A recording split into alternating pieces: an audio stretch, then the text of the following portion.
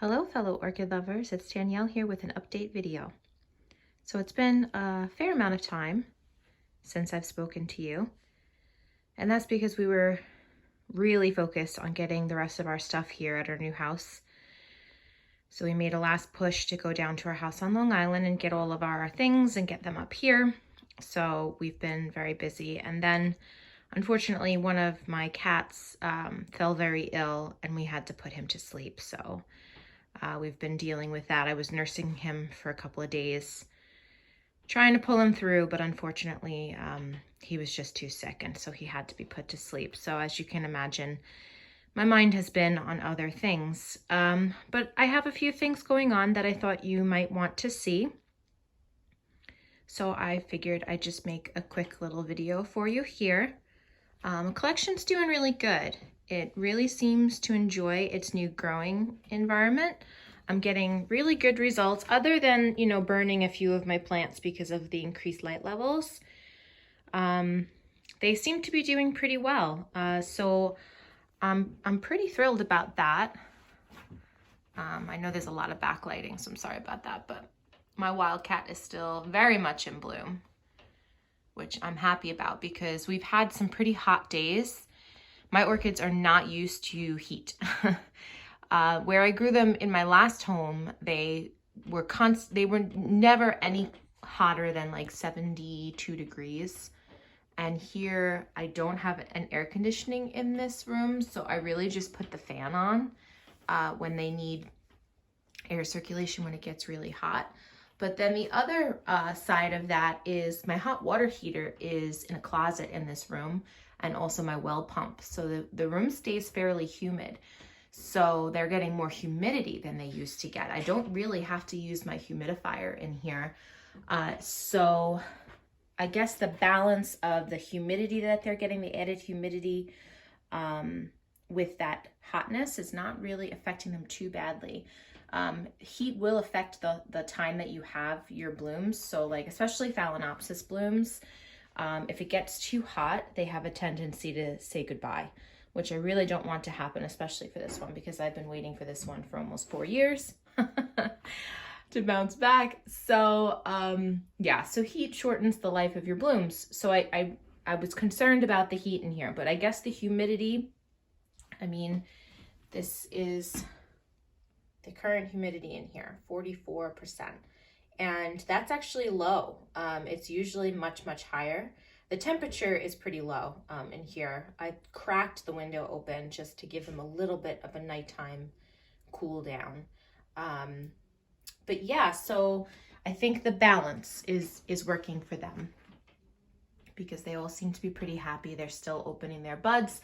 A lot of them are actually extending. So like, for instance, this one up here, this is one of the orchids, my orange one, that blasted all of her buds except for 2 when we moved. And I know you can't really see the pretty color, but beautiful, right? And she has decided she's gonna push on. So I thought I was only gonna get 2 blooms, but she seems to like her position enough and her environment enough that she's decided to push on some more blooms. I have quite a few Phalaenopsis in spike, so I will show you them as they open. This one up here is another one that objected strongly to the move, and I thought the spike was going to die back. It did start to die back, as you can see, and then she decided, nope, I'm going to branch. So she's branching out. She's getting a lot of new roots, which is good because she never was a very well-rooted orchid. She had a lot of problems developing roots, but pretty much, they're doing really good. This one I wanted to share with you because I'm really proud of it. This is my Oncidium Sweet Sugar Lemon Drop. I've had this orchid for several years. This is one of my Fusarium survivors.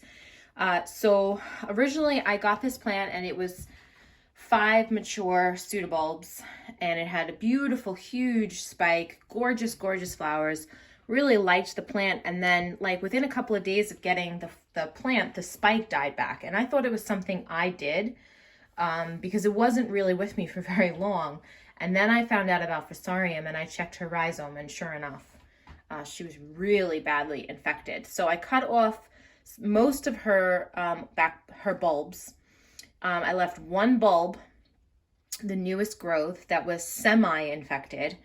And I said, you know, I'm going to try to save it. And since then, these are all new growths since then. I just this week took that back bulb off. So these are all new growths that have happened in the past 2 years. She just keeps growing and keeps growing. Now, she hasn't bloomed, and the bulbs are not huge, you know, not as big as the bulbs that she had when I first got her, but she is going in the right direction. I checked the rhizome again when I cut off that back bulb, and there were no signs of purple. So I think I may have gotten the infection under control. I do keep a really sharp eye on any orchid that I have that has had the infection, because I feel like once it's in its vascular system, it's just always going to have the, you know, the probability that the infection could come back. So I keep a very sharp eye on new growths, make sure they're not wilting, new roots, make sure they're not wilting. And so far so good with her. So that's very exciting. My Insignia Radiata has bloomed. She's got one more bud to go on this one. And I just think those flowers are so pretty. They're coming across a lot more yellow than they actually are. They have a lot of green in them. And I think that the striping is just gorgeous. Really beautiful combination, and they smell glorious. I would imagine in a smaller room it would be a bit intense. Oh, that's a good shot right there. I would imagine in a smaller room the smell would be a bit intense because it is a very strong smell. But this, you know, it's a full-size bedroom, so you walk in and you smell the sweetness, but it's not, it doesn't punch you in the face. Maybe if she gets more spikes next time, it might punch you in the face. She has so many new growths. I mean, so many. I haven't actually counted them, but almost every bulb has a growth or two in some cases. So she's doing really good in this situation as well. My Latoria Dendrobium green apples, I bought her last summer at my orchid show that I attended, and I was really happy with her, and she was doing really good, and she got a new growth. I know there's a lot, the sun just came out, and so all you're seeing is backlighting, so I'm going to move back a little. But she was doing really good, and then all of a sudden the new growth just keeled over. And so I treated her for Fusarium, even though I didn't find anything in her rhizome. There was no purple, nothing like that. So I wasn't sure what it was, but she has since bounced back. That is the biggest, that is a big spike on her. When I got her, she had 2 flowers on this cane and 1 flower on the small cane. And she is, as you can see, I mean, I wish you could see it. I wish it wasn't backlit because it's got happy sap all over it. There's another one right under that leaf. I don't know if you can see it. I can't because of the backlighting, but I hope you can. So I'm really thrilled with that. So she seems to be bouncing back pretty well. This Phalaenopsis is extending her spike, so that's good. My microchip. So one of the spikes went over, and I was really upset. I was like, oh no, the heat. And then I looked back at my old videos and realized that this orchid has been in bloom since I think January. It's June. So one of her spikes going over is not a big deal. And that's like beautiful. That's why I like Latoria so much. Their blooms last for like ever. And they're so fragrant. Like that microchip's got the sweetest little smell. And incidentally, my Unicum too is stubbornly holding on to this one bloom. So I'm kind of surprised about that. Usually those blooms last for, you know, maybe 6 weeks. And this one has been in bloom, I don't know the date, but it was starting to bloom when we moved here, and that was in March. So that just gives you an idea of how long that's been in bloom. I'm trying to look around and see if there's anything else that's exciting that I can share with you. I have a lot of Oncidiums that have new growth, so I should be getting spikes shortly on those. My newest Latoria Dendrobium, the Roy Takanaga, The sheaths in the tops of the canes, they seem to be showing signs of wanting to do something. I don't know if they are, but it seems like they want to. What else? I have some stuff going on with my Vanda or Vandaceous types, but I don't want to show you that because someone asked me to do a video specifically on Vandas. So we're going to switch over here. I wanted to show you something that my Latorias are doing for me that they've never done before. So I'm relatively new to Latorias. I've only had them in my collection for, I think this one, a little over 2 years. This is my Atro Violaceum. This is my favorite Latoria. I love these flowers so very much. So highly, highly fragrant. Smells like white chocolate, but like slightly spicy. I can't really describe it. It's got like a little tang to it. Just love the spots and the green and the purple and all that stuff. Last year she gave me 7 spikes, I believe. This year she only gave me the 1. But I was fine with that. You know, it was fine. I didn't mind. Whatever she chooses to give me, just as long as she gives me 1 bloom, cool. With the move and everything like that, I really didn't expect a whole lot out of her, but she has decided to keep going. I know that this is possible on Latorias. They don't necessarily have like a blooming season. They'll just keep going as long as conditions are good and their you know, their canes are mature. So she's going to be giving me more flowers, which I'm super excited about because these have been around again for a very, very long time. All of my Latorias started blooming around the same time. So I would say probably January, February, she started opening these. So fair amount of time. So now hopefully this spike will stay around for, and most of the year I'll have my Atro Violaceum. Now my Nora Takanaga is doing the same thing.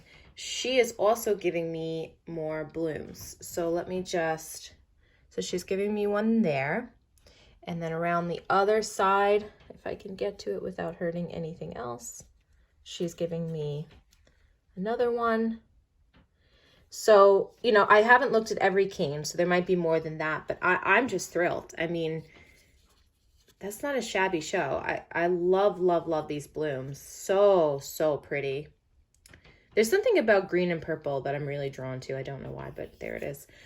So more Latoria blooms. This is the first time my Latorias have done that for me. I know they're capable of it, but this is the first time I've been able to make them happy enough to do that. My fire wings open. So I'm excited about that. This one opened really oddly, but yeah, very pretty, beautiful colors. And like a typical Latoria, the real showstopper is on the back, in my opinion. Those little polka dots, love them. So we got 4 flowers there. No real fragrance on those, but they're beautiful to look at. So I'm excited about that. She's got a couple of new growths down in the, you know, the base of her, but she really needs to work on roots. She doesn't really have a very good root system. So I'm hoping those new growths are going to start putting out roots soon. I wanted to share with you how my Cattleyas are doing. I shared with you, I think, in my last video that I changed the way that I'm growing them. So for the very longest time, I was trying to do semi-water culture with them, which is, you know, 2 to 3 days with water. And then the rest of the time, no water. You drain the water off and you let them dry out because Cattleyas do enjoy being dry. And I don't know if it's just, you know, it was my life. I was too busy. And so they were going for too long with water because I would forget to drain it, or they were going too long without water because I would forget to water them. And they just weren't happy. I mean, you can see by the condition of these leaves, they're not really in great shape. So I decided to try semi-hydro with them. I'm not using the leca beads. I'm using, you know, the glass beads that I use for my Oncidiums. And so far, so good. Most of my Cattleyas have new growths on them. They went through a fair amount of abuse, though. So I'm pretty sure I'm not going to see any flowers on any of my Cattleyas this year because they need to recoup. But this one is especially doing well. She's always done very well for me. She's one of the ones I actually got to rebloom for me. So this is 2 years ago that she bloomed for me. Last year's growth looked nice and strong. It got a sheath, but the sheath did absolutely nothing. And again, I think that's primarily because I was failing as an orchid carer for this particular type of orchid. And now this is her latest new growth, which, you know, it's nice and big, and it's getting large, and it's a bifoliate. The one that bloomed was just the unifoliate one leaf. Then I got a bifoliate. Now I got another bifoliate, and there is a sheath in there.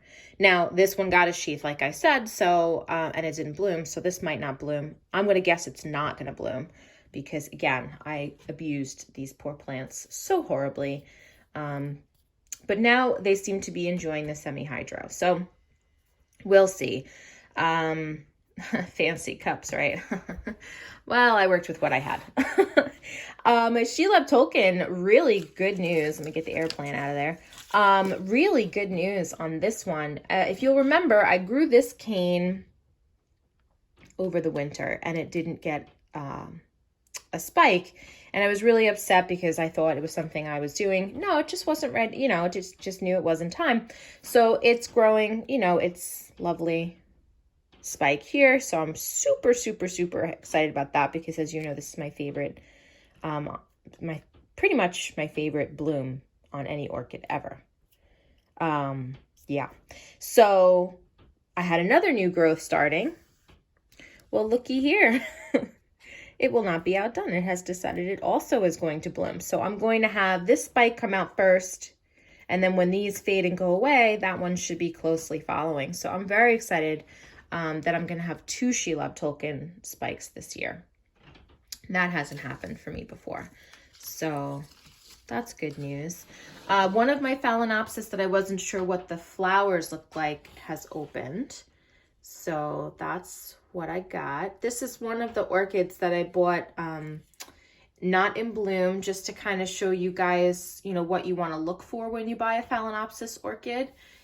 So I have that video on my channel if you want to check it out. It's just, you know, some things to be mindful of and to look for as like signs of maybe move on to another plant.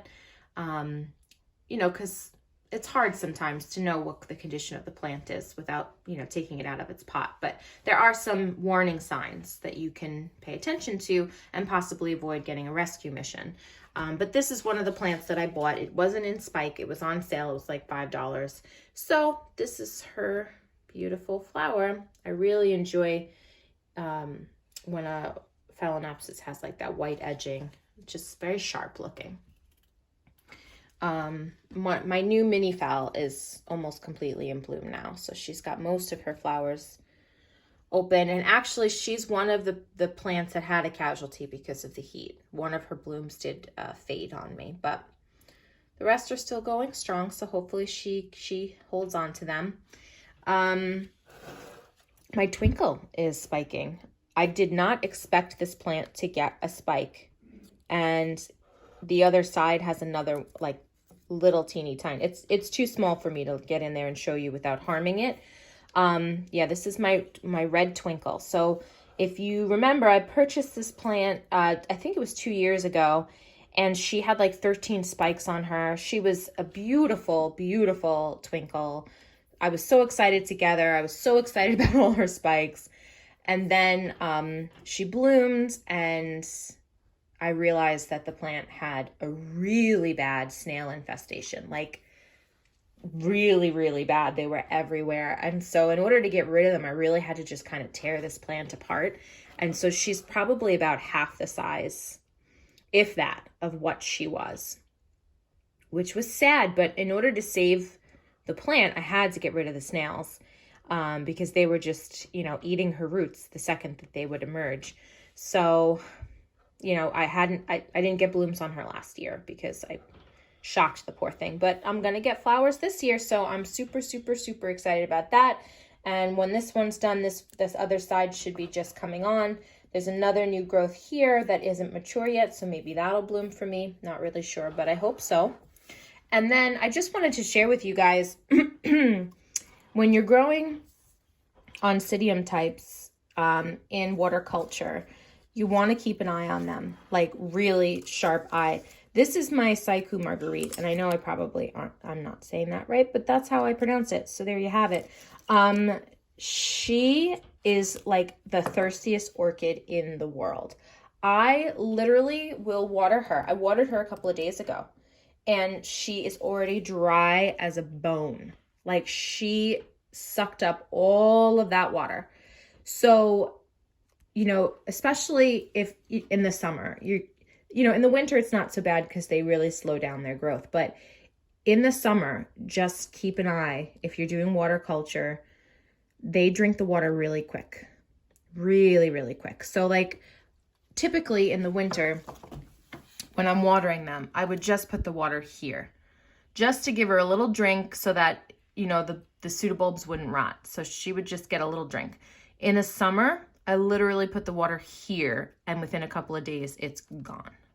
So, you know, you have to adjust. It's the same thing when you're growing in medium. You have to adjust. Your orchids that are growing in bark and moss in the winter, they're not going to use as much water. The bark and moss isn't going to dry out as quickly, and therefore your roots could rot. It's the same thing in water culture. You have to adjust and adapt the levels of water according to what your orchid's current needs are. Not what their needs have been for the last couple of months, but what their current needs are. So just, you know, keep that in mind. I was thinking of maybe doing another series of videos about growing in water culture. You know, things that I've learned based on the different types, like one for Phalaenopsis, one for Oncidiums, you know, one for my Dendrobiums. I don't know if I should do the Cattleyas because I haven't actually figured out what makes them 100% happy yet.